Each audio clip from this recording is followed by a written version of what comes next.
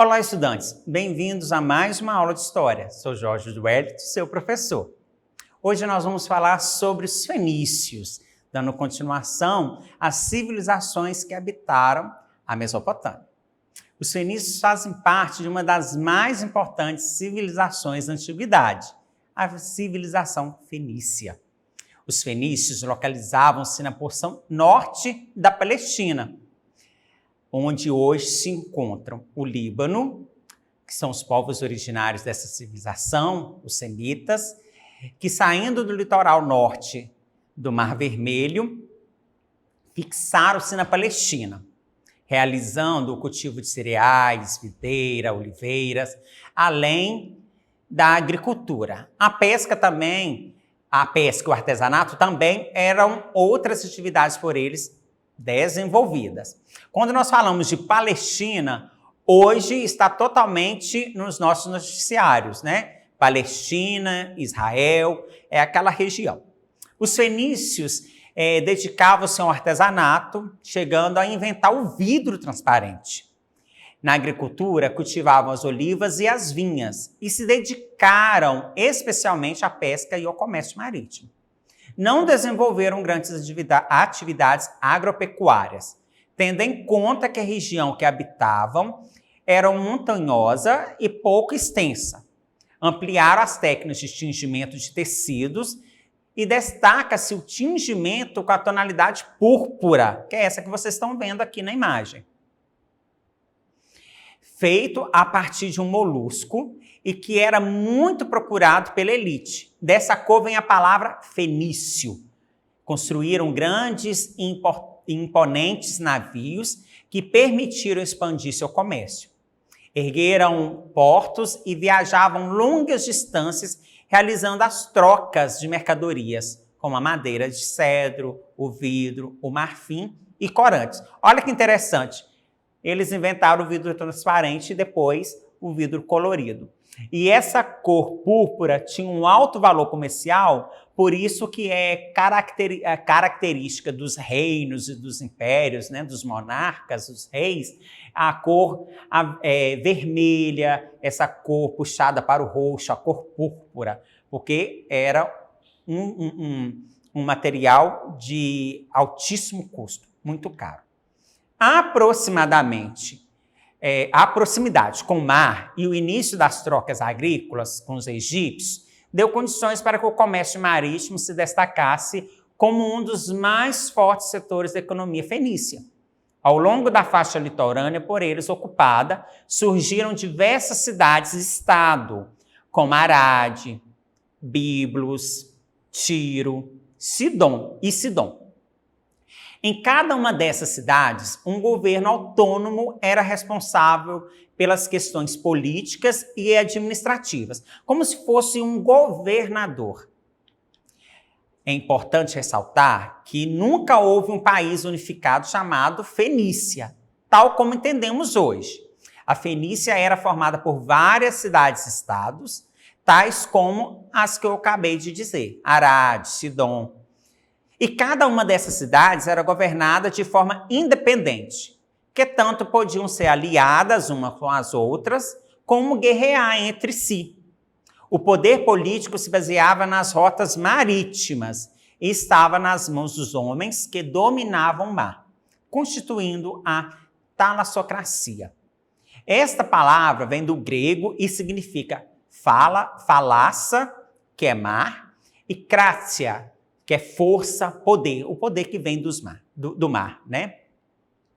Em meados de 1500 a.C., a atividade comercial fenícia intensificou-se consideravelmente, fazendo com que surgisse um interesse pela dominação de outros povos comerciantes. No ano de 1400 a.C., um século depois, né, os fenícios dominaram as rotas comerciais, anteriormente controlados pelos cretenses, lá da Grécia, que ligavam a região da Palestina, os cretenses é de Creta, da Palestina com o litoral do sul do Mediterrâneo, ali bem próximo ao norte da África, o sul da Itália. Na trajetória da civilização fenícia, diferentes cidades imprimiam sua hegemonia comercial na região. Então, eles tinham um controle e uma independência. Por volta de 100 a.C., após o auge dos centros urbanos de Ugarite e Sidom, a cidade de Tiro expandiu sua rede comercial sobre as ilhas da costa palestina, chegando até mesmo a contar com o apoio dos hebreus. Com a posterior expansão e a concorrência dos gregos, os comerciantes de Tiro buscaram o comércio com regiões do norte da África e da Península Ibérica. Península Ibérica, Portugal e Espanha. Todo esse desenvolvimento mercantil observado entre os fenícios influenciou o domínio da criação de técnicas e saberes vinculados ao intenso trânsito dos fenícios, como nós estamos vendo na imagem aqui atrás. A astronomia foi um campo desenvolvido em função das técnicas de navegação necessárias à prática comercial. Além disso, o alfabeto fonético deu origem às línguas clássicas que assentaram as bases do alfabeto ocidental contemporâneo, qual nós usamos hoje. Eu trouxe aqui para vocês essa célebre imagem aqui do casal romântico do filme Titanic, né? Graças aos fenícios, construtores de grandes embarcações e o conhecimento da astronomia, que séculos depois o Titanic pôde navegar. E se eles tivessem estudado corretamente os saberes da astronomia, do tempo e tudo, o Titanic não tinha afundado, né? Não tinha colidido com o iceberg. A maior herança dos fenícios que chegou aos nossos dias é o alfabeto. Olha que interessante a mudança das letras, até chegar ao nosso alfabeto aqui português. Ao contrário de outros povos, como os egípcios ou os babilônicos, que elaboraram uma escrita baseada em símbolos, o alfabeto fenício representava os fonemas. Este alfabeto seria a origem da escrita ocidental, a nossa. Possuía 22 consoantes e, posteriormente, os gregos acrescentariam as vogais. Foi criado com o objetivo de facilitar as relações comerciais.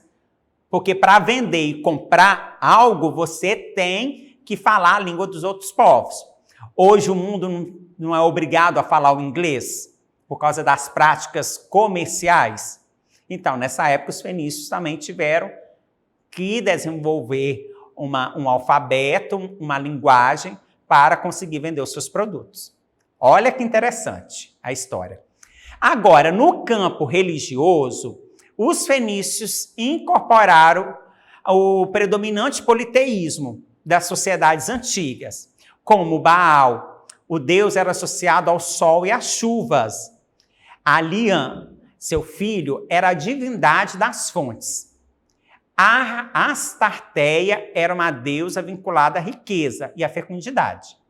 Durante seus rituais feitos ao ar livre, os fenícios costumavam oferecer sacrifícios de animais e também de homens aos deuses.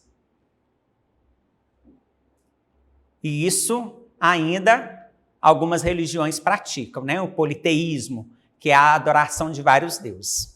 Vamos conhecer alguns dos principais deuses do panteão fenício? E muitos dos deuses fenícios estão nos desenhos animados, revistas em quadrinhos, jogos e filmes.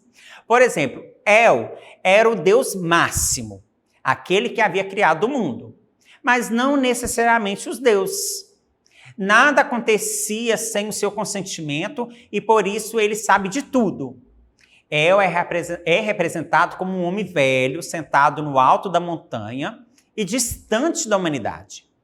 Para alcançar suas graças, os fiéis devem se dirigir à sua esposa, Astarte.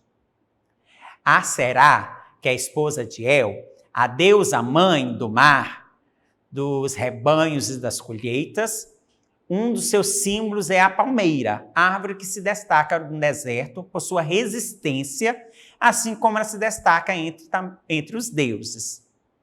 Baal, filho de El e Astarte, era o deus das tempestades e montanhas. Professor, mas qual a importância de saber o nome desses deuses? Como eu disse, muitos jogos, desenhos, filmes, séries, revistas em quadrinhos, retratam esses deuses como super-heróis ou até como os vilões. Então, aqui tem uma representação de um deus, de um desenho muito famoso que passava ou ainda passa na televisão. Então, muitas vezes nós ouvimos falar do nome Baal, a não ser na Bíblia, que está escrito muito, que fala, retrata muito o deus Baal, né? Mas também os outros deuses. E eles são retratados e a gente não sabe. Então, por isso, é importante saber. Então, esse conhecimento do politeísmo deixa a gente mais acentuados com o nosso presente. Também nós temos a cultura fenícia, na cultura fenícia, as influências de outros povos. Eles eram outros povos que eles comercializavam, a ponto de muitos estudiosos identificarem poucos elementos originais da cultura fenícia. No entanto, destacaram-se na cunhagem de moedas e imprimiram ali os desenhos de seus barcos e mitos. Utilizavam a música e a dança para louvar seus deuses em rituais realizados no campo ou no centro das cidades. Como nós estamos vendo na imagem, né? A moeda, as danças, para homenagear os deuses. O fim dos fenícios ocorreu quando Ciro II, o rei da Pérsia, conquistou a região. Os fenícios fugiram e fundaram Cartago, ao fim de 3 conflitos pelo domínio do mar Mediterrâneo. Durante as guerras púnicas, Roma destrói Cartago e passa a dominar o comércio no Mediterrâneo. Só voltar a imagem aqui, desculpa. Então, essa região toda aqui se tornou o Império Persa. Desde a Macedônia, no norte da Grécia, passando pelo Egito, norte da África, chegando à Índia, acima da Índia, chegando na Ásia. Então, um império, uma civilização, ela vai dominando outro império, outras civilizações. Então, sai aqui da figura central os fenícios, que fugindo dos persas vão fundar Cartago, e o Império Persa passa a dominar toda essa região que outrora foi pertenceu, né? Outrora pertenceu aos fenícios. Bom, e para acessar a nossa plataforma SMED-GV, aponte a câmera do seu celular na imagem que aparece aqui no canto da tela, o nosso QR Code. Se inscreva em nosso canal do YouTube SMED-GV. Deixe o like, a sua contribuição, sua mensagem. Reveja essa e outras aulas para o seu conhecimento. Estudantes, o seu saber, o seu conhecimento, ninguém tira. E você é detentor deste saber, deste conhecimento. Abraço, ótimas aulas e até a próxima.